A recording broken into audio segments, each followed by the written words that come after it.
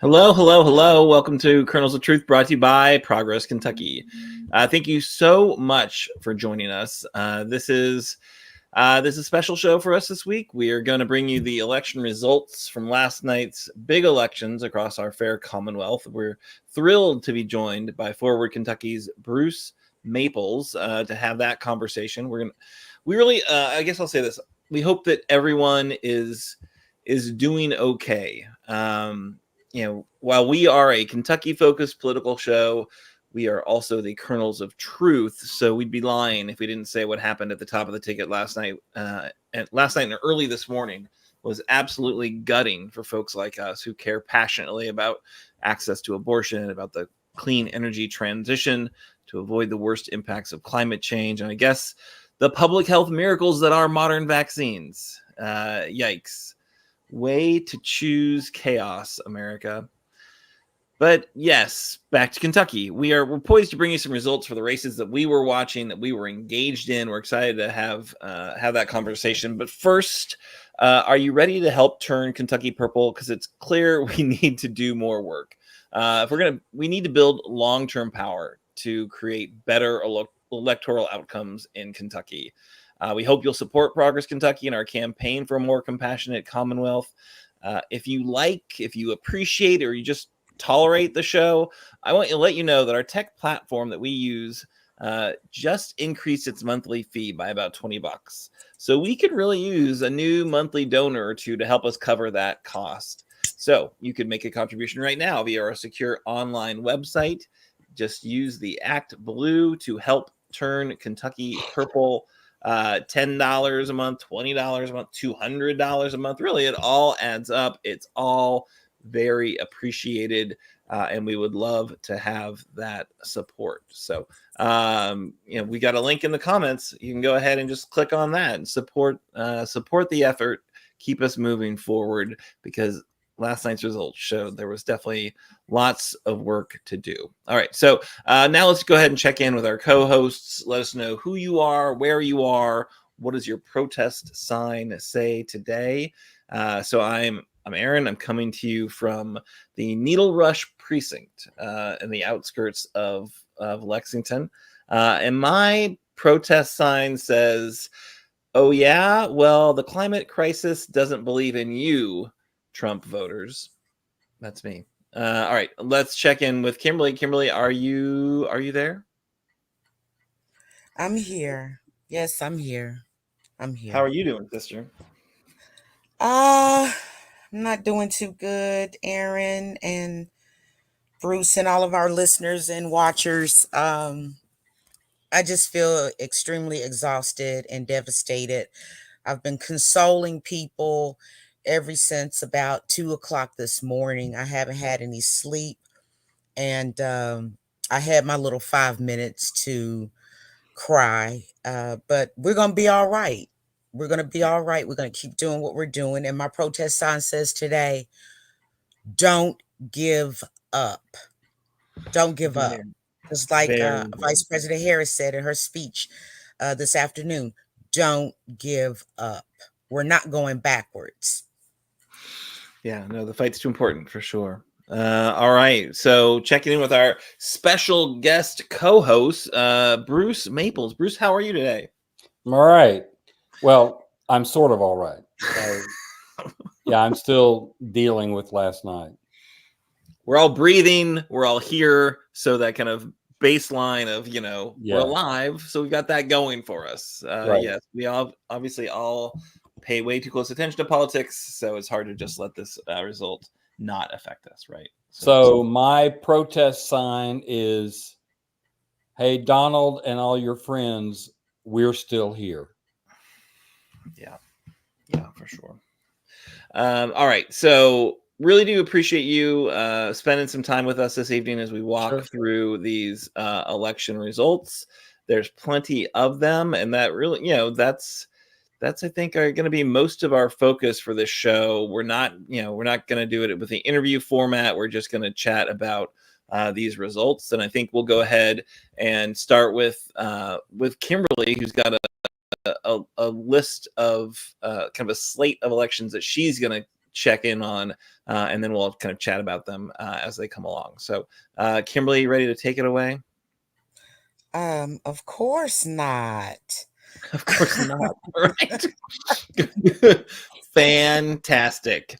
Um, um, Bruce, I'm so glad you're with us tonight. I just want to say that first of all, it's such an honor to be on here with you. And sorry you can't see my beautiful face, but I'm having some internet difficulties as usual. So let's talk about some of the things from last night right here in Kentucky. First of all, let's talk about Amendment 2. I hope everybody voted no to Amendment 2.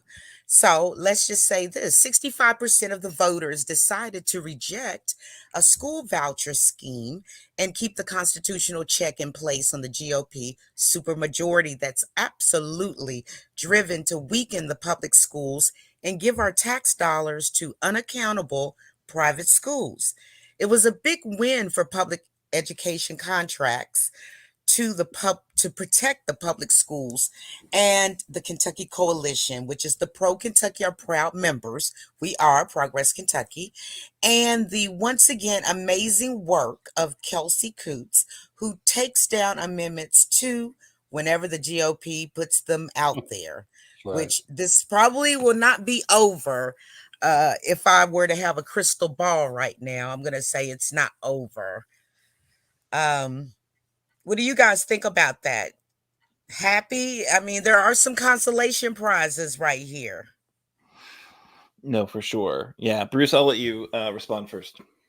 Well, I said in my run up to the election, my predictions, that one thing I really wanted to see was for Amendment 2 to not only lose, but to get crushed by 30 points. And that's exactly what happened, 65 to 35. The interesting thing is that it didn't have a party by its name. And so it wasn't an R or a D thing. And so people felt, who were probably voting for Trump or whatever, still felt okay about voting against it. And the rural areas, of course, just rolled in on it.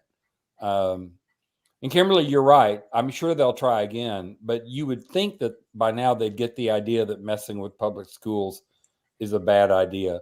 Apparently, it's also a bad idea to put their most important amendments as Amendment 2. So maybe they'll number them differently next time. Okay. It'll be Amendment 1001.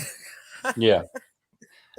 I was just glad to see, all the folks who worked so hard on this one have it really kind of pay off. It was just kind of a gross race because there was just so much, billionaire money flooding in from out of state. Jeff Yass, is that the guy's name? Right. Rand Paul's number one backer, just really somebody that is just doing this for kind of ideological reasons, which I just, like, come on, mess with your own public schools. You don't even live here, buddy. But the fact that they were just lying about the impacts, lying about the what charter schools do, really just gross. Yeah. So I think we were happy to be part of the coalition, as Kimberly mentioned.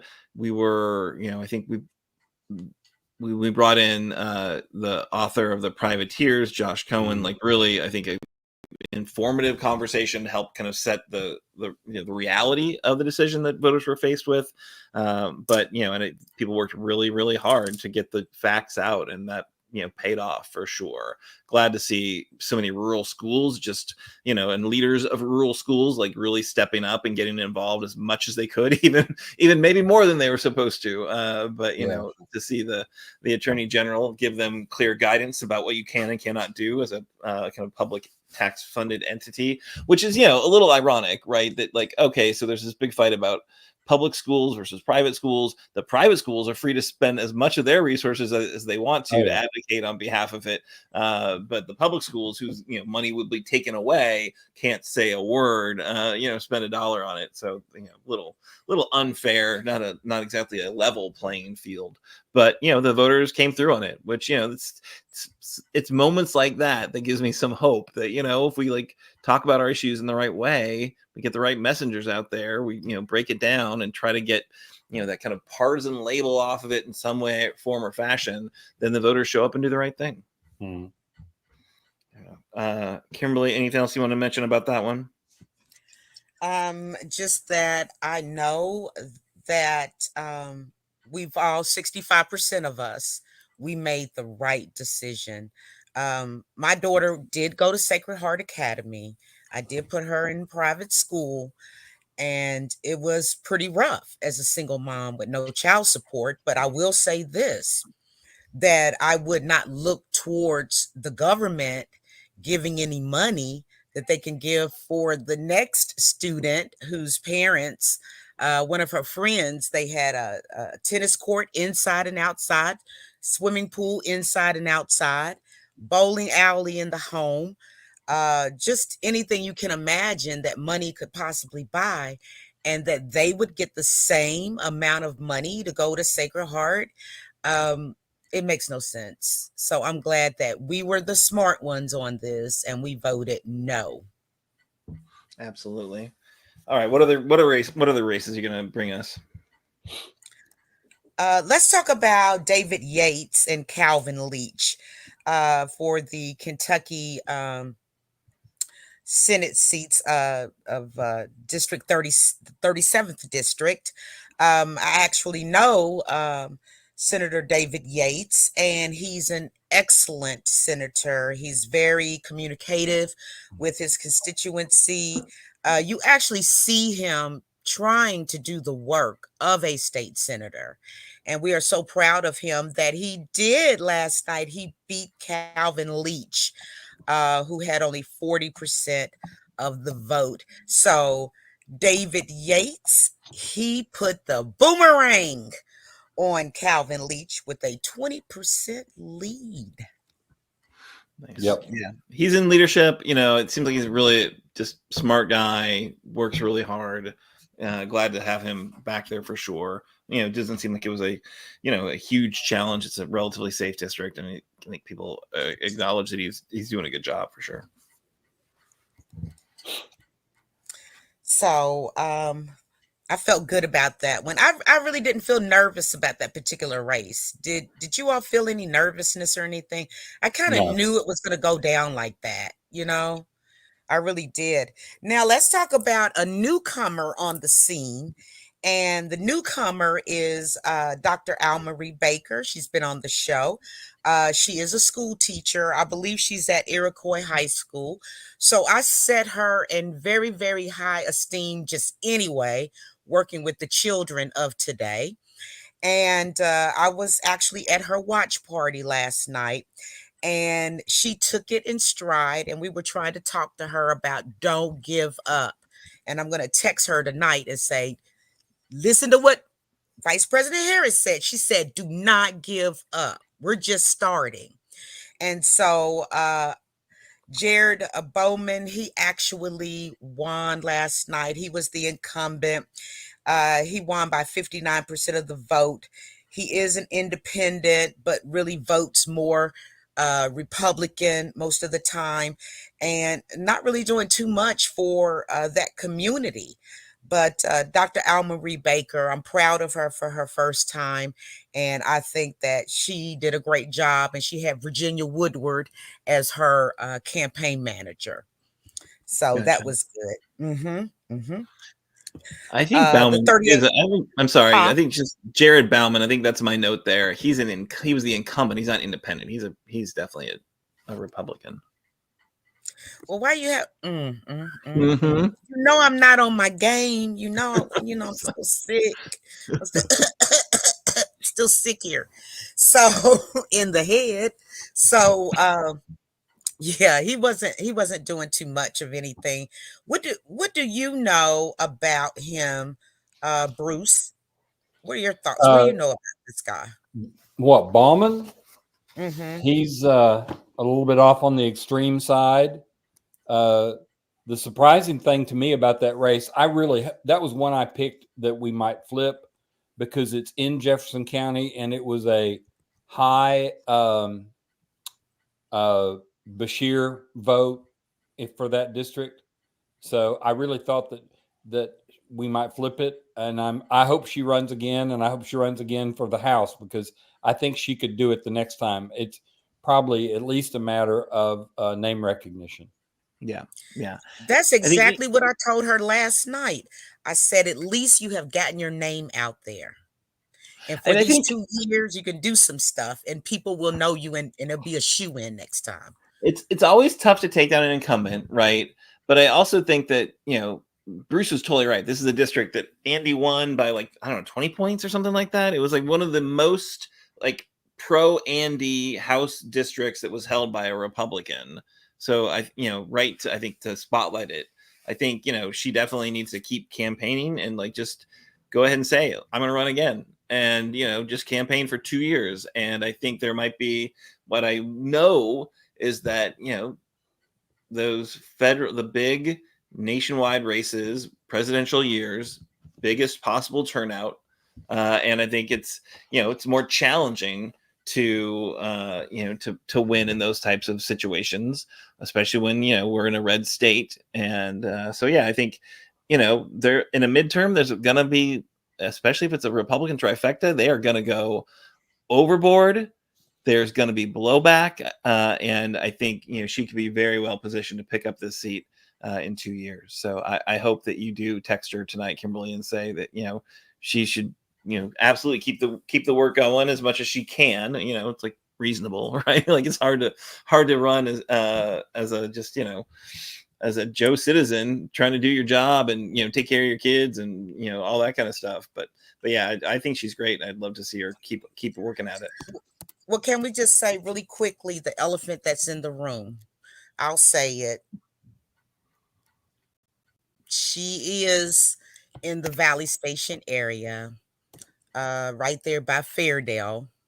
And you may not know this, Aaron, but traditionally those were areas of back in the day. The KKK had dominance out that way. It was always known as one of the most racist parts of Louisville. Okay. Oh, So the only Black person in Louisville that I can honestly say, because Dr. Al Marie Baker is a Black woman, um, is Paula McCraney, and she lives out towards the St. Matthews area out there.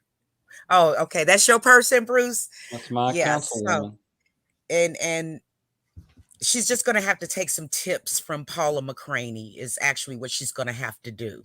And it's a crying shame that they tell us a lot of times, don't put your face on the yard signs. Don't put your face on anything because you don't want everybody to know that you're Black. Okay, you can look perplexed if you want to. I'm just giving you the what's up. yikes! You is all always I'm learn saying. something new with me. You always learn something new. True. All right, what else we got? Rachel Royce, and Carrie McKenahan.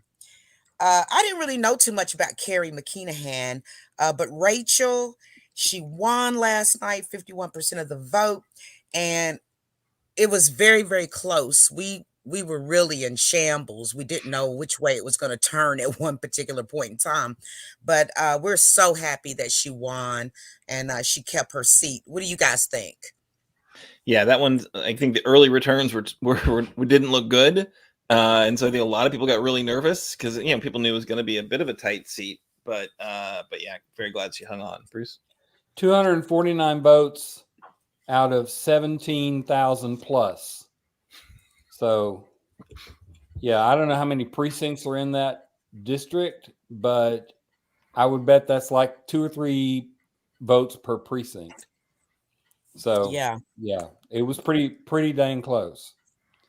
And she may need to spend some time working her district between now and 2 years from now. Most definitely. And that's a Andy Bashir 30 point district. Oh, is it? I didn't know that. Yeah, Aaron, I've got my you don't teach me stuff like that.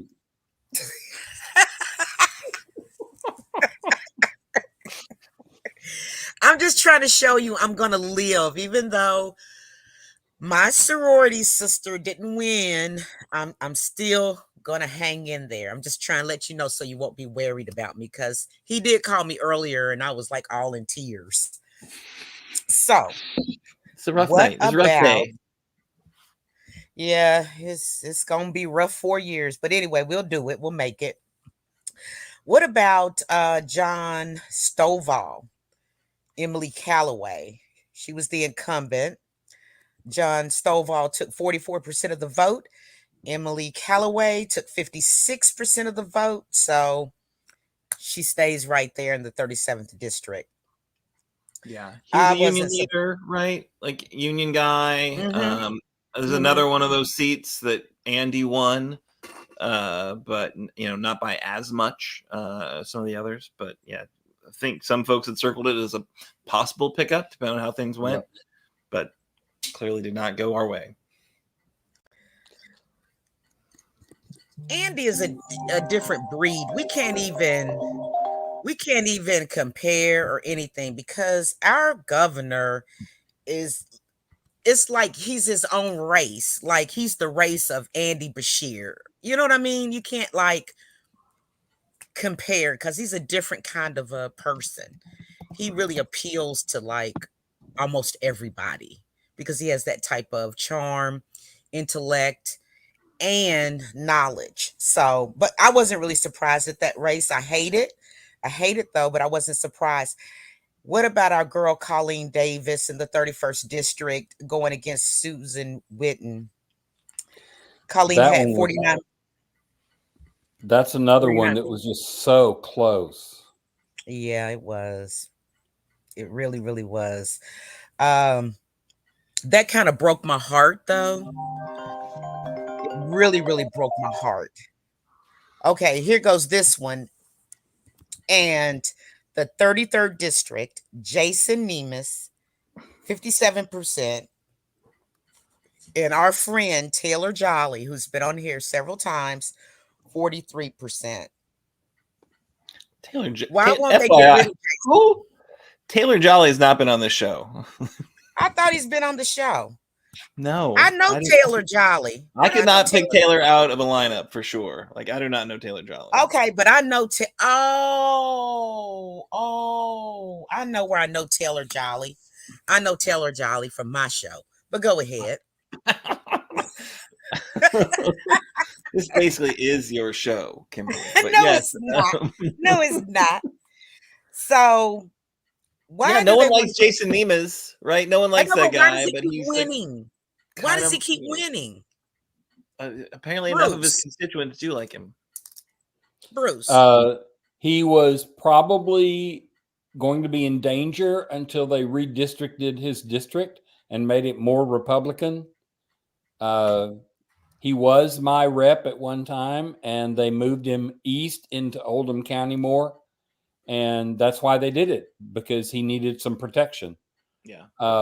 Pretty much everybody assumes that he's going to run for mayor of Louisville. Of what city?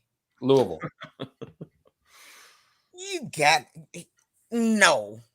Yeah, don't even try to scare me like that. I've had enough going up. My little heart. Why do you think they made the race nonpartisan? Oh God. I can't.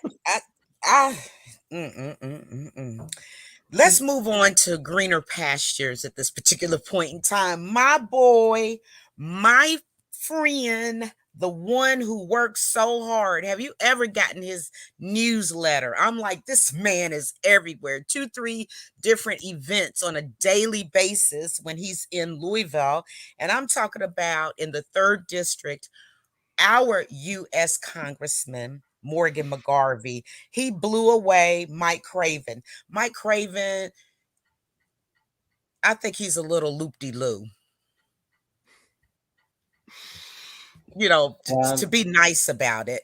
But Morgan McGarvey, our congressman, he had 62% of the vote.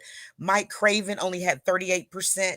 So, Morgan crushed it. Like nobody needs to even run against him. That man is one of the hardest working men out here working for the community. He is all over this city all the time.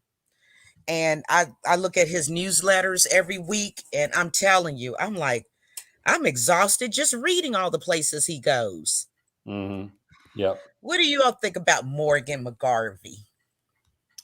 Yeah, I think he's great. He was, I think, one of our first guests when we first started them as the Moscow Mitch Monday, or the Mitch McConnell Retirement Committee. He was on. He has great information. That's when he was a state senator, and really fantastic guy doing the stuff for the right reasons and does a good job. He's really smart and strategic. So I think he's serving his district very well. I think we're damn glad to have a Democrat in the federal delegation. And you would love to have, glad that it's him if it's going to be somebody for sure. And you know how he got started, right? I don't. Yes. Morgan McGarvey started as a driver for Governor Beshear, Daddy Beshear. And then he worked at the headquarters here in Louisville, canvassing, making phone calls, doing the grunt work, as they call it.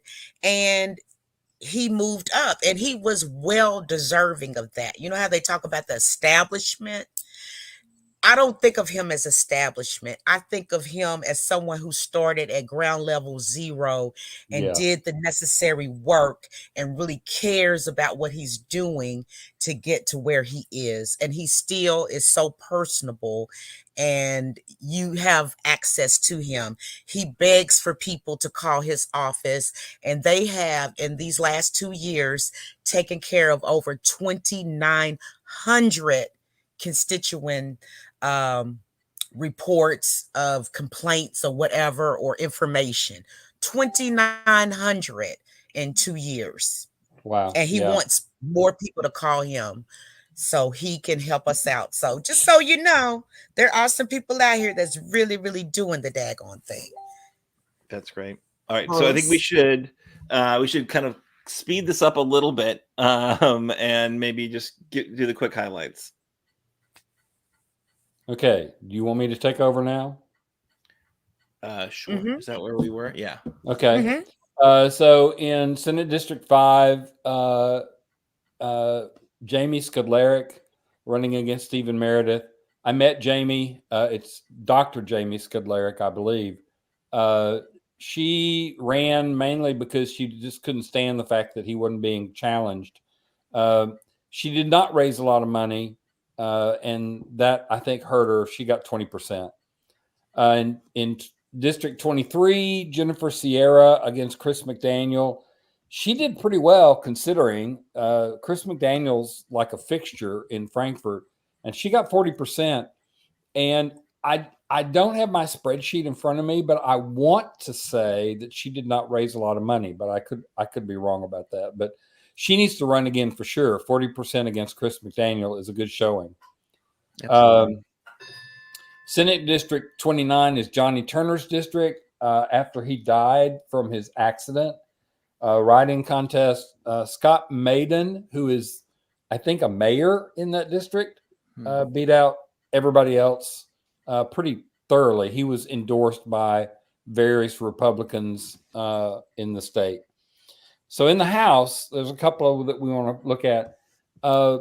House District 5 is down toward Mayfield, down that direction. Mary Beth Imes is the incumbent, and she is the wife of the former person who sat in that seat. So when he decided to step away, she ran for it. Lauren Hines got 34%, which is about what people expected. I would love to see somebody take her down, but Lauren worked very hard but didn't get it done. We've already talked about Bauman and Witten and Stovall and Rachel Roarks and how close that was. Kate Farrow. You know, you were saying, Kimberly, that people need to run again. I will absolutely agree. Your first race is where you learn. You make all your mistakes and you learn what you're doing and you get your name out there, and then you should run again. She ran against Ken Fleming, who is another one that's a fixture in Frankfort.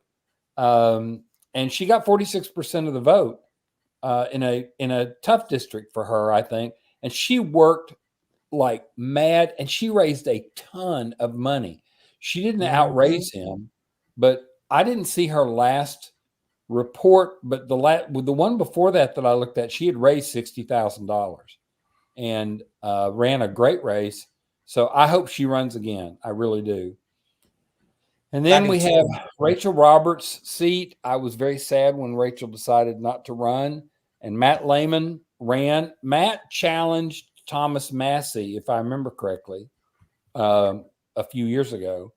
He ran and beat Terry Hatton by 35 votes. Wow. I mean, we held it, but wow.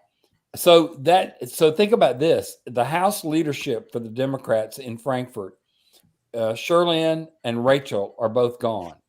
So that's going to be an interesting. And Derek. Yeah. Yeah, that's going to be and Derek too. You're right. That's going to be an interesting time when they get back together in January.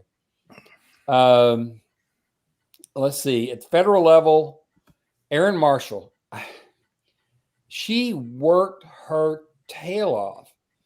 We ran a story on the site calling her Iron Woman because she lives in Frankfurt, just like Comer does.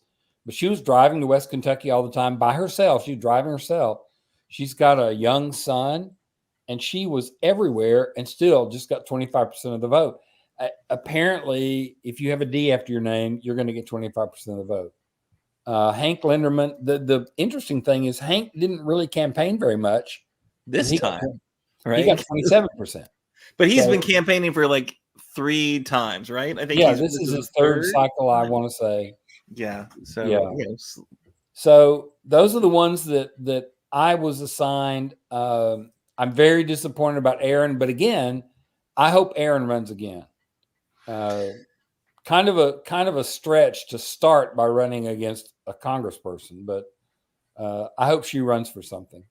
I hope she does as well. She's wonderful. She's been on the show a number of times, and my first interaction with her was as like somebody I called to recruit to be a volunteer for Bashir's initial campaign. And she came in and did some canvassing. It was tough because she had her little kid. But yeah, she is Iron Woman. I like that an awful lot.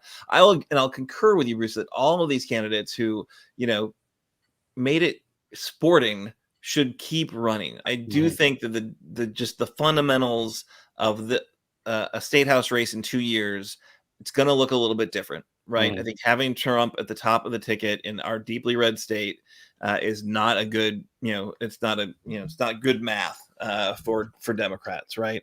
So keep running, get your name out there, your face out there, meet these folks, make sure that they understand that you're not, the second coming of Nancy Pelosi or whatever it is that people are so scared of, and put the face in the name. But all right, so a few races I was going to touch on here in the bluegrass. These are folks we had on the show or that we endorsed. Most of them were both. So in the Kentucky Senate District 27, Molly Jean Crane got 37% versus Stephen West, who got 65%. Of course, this is, she ran a great campaign. Super tough district. There are more votes in Bourbon County than in Fayette County for that district. The Republicans definitely kind of cracked Fayette as much as they possibly could. And then there are three or four more rural counties, in addition to Bourbon. So they're not going D unless something drastic happens there for sure. Did you know that Molly Crane wrote for us at one time? I did not know that. She wrote for Forward Kentucky. And then if I'm remembering correctly, she worked for Emerge. Oh yeah, definitely. There was knew about the Emerge connection. So she's great. She, I hope she finds something to run for. Yep. Because I think she should be in an elected office. I don't know that this district is a district we can win. I really don't know, unless something dramatic happens. One that I had some hopes for, certainly, the Senate District 17. Kiana Fields running against Matt Nunn. This was an open seat. It was Damon Thayer's seat. I think this is something that's just going to stay in GOP hands. Kiana got 31% of the vote. Matt Nunn got 69% of the vote. And then as we look at the House, In the 57, friend of the show, Erica Hancock beat Kyle Thompson. Great to see that. She won by 10 points. This is Derek Graham's seat that he gave up and retired. And Erica was just wonderful, ran a great race. Nate did a ton of canvassing for her in that Frankfurt district. And then this is just the heartbreaker of the entire night. In House District 88, Sherilyn Stevenson, Representative Stevenson in leadership, amazing friend of the show, my representative. I've canvassed for her both, just on her campaign, and we canvassed and endorsed her and supported her by Progress Kentucky work in the field, doing doors. But she lost to Vanessa Grossel, who was a Scott County Democrat, I think, a handful of years ago. Yeah. So really just disappointing. They recruited, somebody that could be a Republican. I think maybe having a woman Republican is was helpful for some people, but she came up 214 votes short. And I looked at the numbers. Scott County just played a huge role in that, right? Scott County just very much went Republican, whereas the Fayette County part of the district, which of course they redrew the district to take out Fayette County elements and put in harder to win elements. So they did what they wanted to do, and they got rid of her. And it's just tragic because she worked, even though she was in leadership, she worked across the aisle very well. She got a lot of things done, despite the fact that she's a Democrat and most Democrat bills don't move forward. She was, kind of selfless in how she did it. She figured out issues and found people to work with them and just gave them the bill and supported them behind the scenes. So yeah, that's just a tragic one on a lot of levels. I think Frankfurt will be, far worse off without her there. Mm-hmm. All right, and then moving along at the 45th, this is the positive story. So in the 45th district, Adam Moore defeats Thomas Jefferson. This is by 131 votes last time I checked. So pretty awesome to flip the 45th.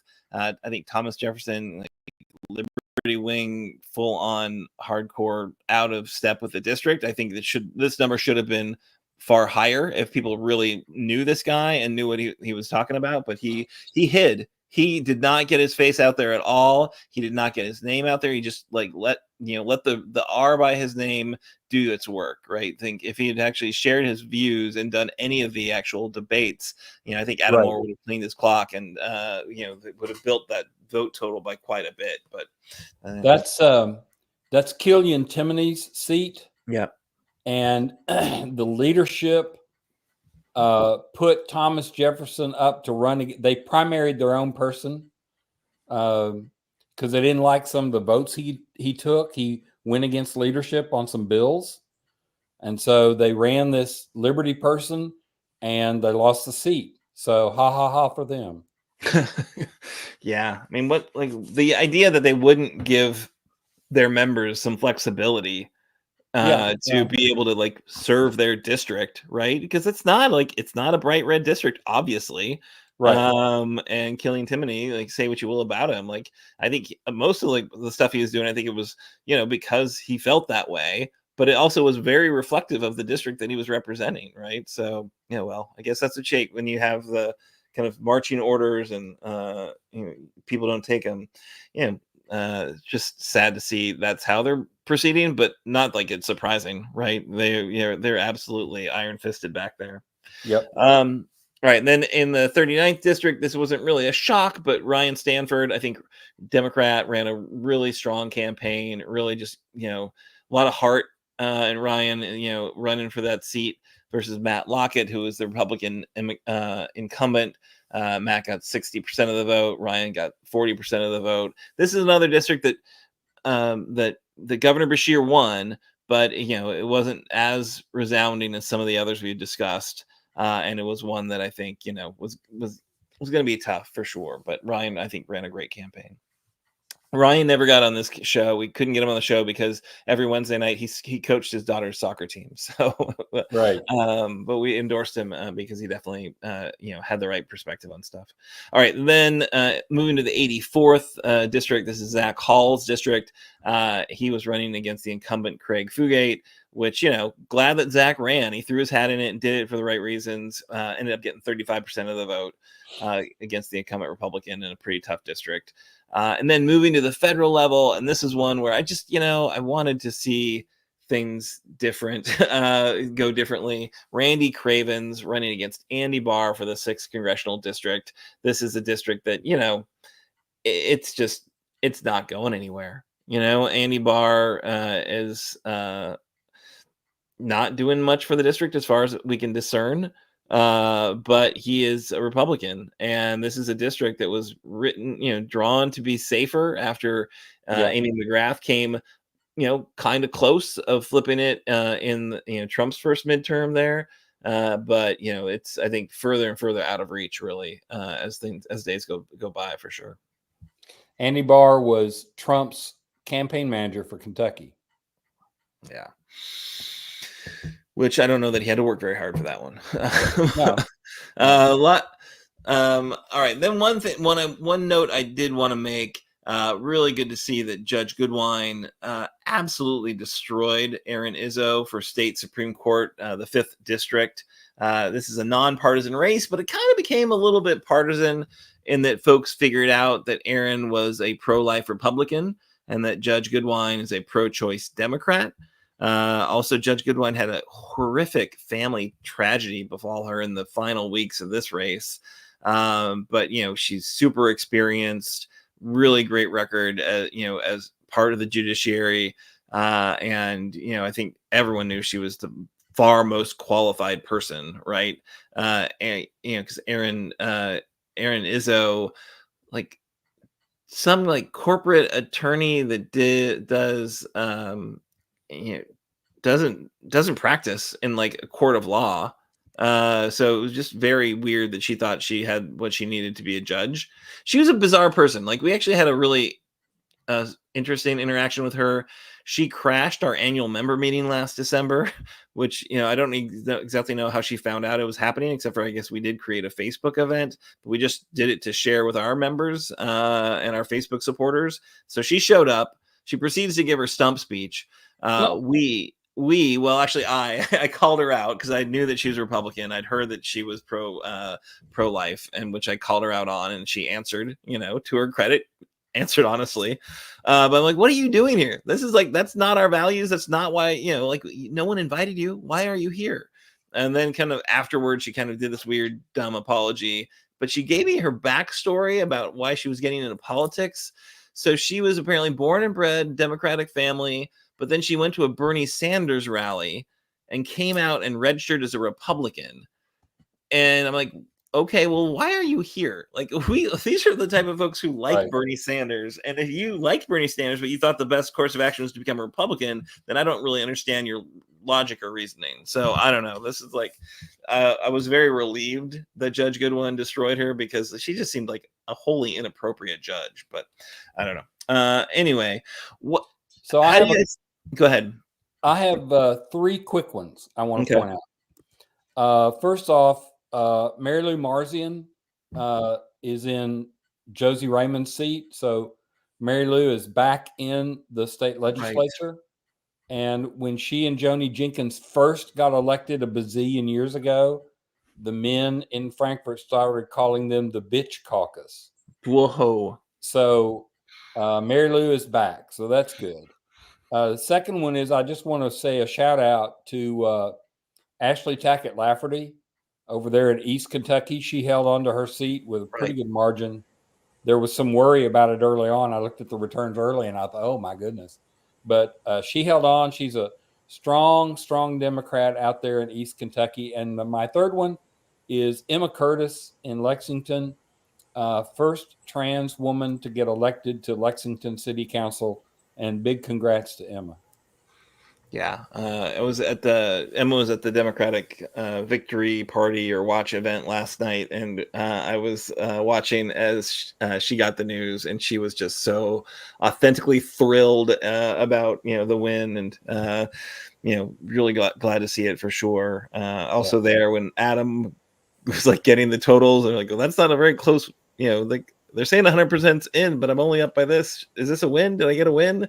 But then Governor Beshear called him and said, "No, you won, son. You should go out there and enjoy it, and appreciate it." But yeah, it was, a mixed bag. We ended up where we started out, right? Democrats 20 seats, Republicans 80. So we've not adjusted that supermajority at all. I was very hopeful we'd pick up a few, but we picked up one and lost one. So we're kind of back where we started, sadly. I don't know. What do folks think about the night generally? I was not really surprised by much in Kentucky. I was disappointed because I thought we would flip a few more seats. I was very disappointed to see Sherlyn lose. Of course, the national level is a whole nother story, but we won't get into that. It's a Kentucky show, Bruce. We just need to focus on what we can, control or have some influence on, I suppose. Kimberly, are you there? Of course I am. You've been suspiciously quiet for quite some time. I know. All of my soror sisters and I that are a part of the AKA Incorporated, it's like we're mourning the death of something or someone, and it filters all the way down right here in Kentucky. What I'm seeing and by the results of everything is what I've always said, Aaron. I've always said this ever since I got on the show, 4 or 5 years ago? Seems like 20, but what did I say? I said, they want to keep us poor, stupid, and sick. And the people that we have in Frankfurt, they are not representing the majority. And the bigger issue right here is I don't think that the majority of Kentuckians understand basic government. Most people that I talk to, and I'm talking about some highly educated people with, PhDs and things of this nature, don't even understand the workings of the government. One reason is because they don't have Schoolhouse Rock like when I was a kid. Okay. We had no choice but to remember that. Remember that song, I'm Just a Bill Trout. You remember that? That's how we learned a lot of things. They don't have that anymore. And because of our ignorance when it comes to government, people are not voting in the best interests of who they are and for their families and for the future. They're believing the lies. A lot of them look at shows that are catered to them and call us on the other side who want to be progressive, want things to happen. And they call us communists. They call us baby killers. They just call us any and everything they possibly can think. And all those things are so far from the truth. And they blame us for the borders. They blame us right here in Kentucky. You got all these influx of immigrants coming in. Da, da, da. Well, you guess what? Our House and Senate in Frankfurt is what? Republican. Why aren't they doing something about it? Just like on the federal level. Yep. The Republicans had control of the House and, the Senate was a toss-up. But why didn't they do something about the border? Everything starts at the top and it rolls downhill all the way to our cities and towns that we happen to live in. I'm afraid and I'm very scared. And I don't think that you've ever heard me say that in my life. But I am afraid and I'm scared because we're on a new path, not just in our state, but in America, period. We're on a new path and nobody knows how to get us out of it, except for we just have to continue building brick by brick. And I know it's tedious and everybody's exhausted, but we've only just begun. Truly, we've only just begun. We cannot continue this. We can't. Oh, amen. No, for sure.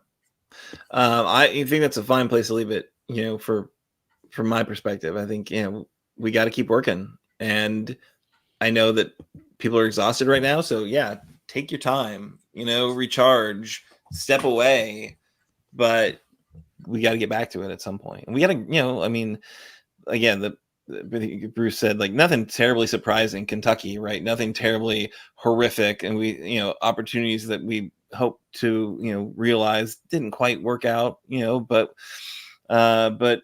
status quo by and large for us. But I think the nation definitely, people need time to grieve what they were hoping for at the federal level. And,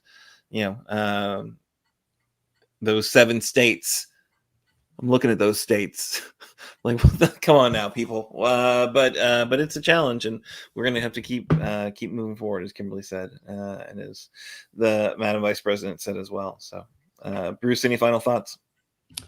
No, I think you're right. We all got to take some time, recharge, get ready to get back into it, figure out new ways, perhaps, of doing and saying. And I put my plug in. Come see us over at Forward Kentucky, forwardky.com, and support our work as well. Give some money to Progress Kentucky and give some money to Forward Kentucky, and maybe we'll make progress and go forward. And don't forget me, and send some money to Kimberly. No, I'm just Right. Since we're giving out money, maybe I can get some internet that actually works on StreamYard. Oh my word. All right, Kimberly, can you close this out, ma'am? Yes, sir. I really can. I just want to say, first of all, to every one of our listeners and viewers, thank you so much for sticking with us. And we've only just begun. And I know everybody's kind of like singing that song in their head, but we've only just begun. We know what to do this next time, and that's exactly what we're going to do. But we always appreciate the support and the help. And also, just to be honored tonight to have Mr. Bruce Maples of Forward Kentucky here on the show tonight has been remarkable. And I always love hearing him and going to his website, because he is actually just brilliant when it comes to politics in this state. And Aaron, you're getting there. Okay. So I just want to say to everyone, thank you so much. Thank you for voting. And to do the disclaimer, first of all, Progress Kentucky is a nonprofit organization registered with the Kentucky Secretary of State and organized as a 501c4. We are affiliated with the Indivisible Project, the Commonwealth Alliance for Voter Engagement, otherwise known as CAVE, and we are also proud members of the Forward Kentucky Network. Whoop, whoop. And Progress Kentucky's goal is to always to educate you, organize, increase voter turnout, and advance a progressive agenda through civic engagement. Production of episode 185 was by our very own Aaron Viles. Boy, you can multitask. And Nate Orshan, our very own Nate, he wrote and performed our theme song that you're always jamming to. I know I do. And you can find more information and music, everybody say it with me, at NATO Songs. And that's NATO songs.com. And if you miss our weekly live stream on Facebook or YouTube, do not fret, my pet, because you can get our audio podcast and our show notes. They're always available on Apple, Google, Spotify, and wherever you get your podcast. And if you do listen to the pod, please leave us a 5-star review. You understand about the algorithms, and we really like to see it that our work is mattering to you. Wherever you are listening right now, and if you do, please give us a 5-star review. Logo and some graphic content was provided by Couchfire Media. Thank you, everyone, for being with us tonight. We're going to sleep tonight, have a cocktail tonight, whatever you want to do. But tomorrow we get up and we get right back to it. So we'll see you next week. Same channel, same time. Have a good rest of your week.